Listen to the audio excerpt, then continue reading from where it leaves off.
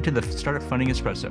I'm Hall T. Martin, where we talk about how to raise funding and invest in startups and the time it takes to drink an espresso.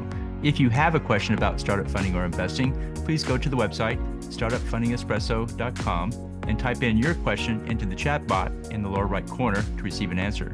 I hope you enjoy this episode. Hello, this is Hall T. Martin with the Startup Funding Espresso, your daily shot of startup funding and investing. There are three ways a convertible note converts to equity. The note matures and converts to equity on the maturity date. The startup raises a follow-on funding round in equity that counts as a qualified funding. The startup sells the business. In each case, the note converts to equity. If the convertible note does not have a maturity date, then it can stay in debt for the life of the note. This may be a problem for the startup as the investor could demand their funds back. Most convertible notes have an interest rate, so that would be an additional amount on the demand.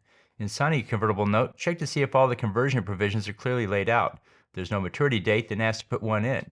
These are most often at years 3 or 5.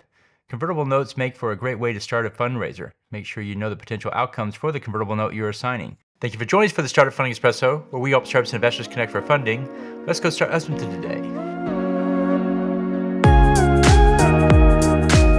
Hall T. Martin is the director of Investor Connect, which is a 501c3 nonprofit dedicated to the education of investors for early stage funding.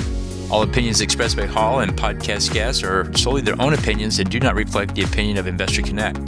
This podcast is for informational purposes only and should not be relied upon as a basis for investment decisions.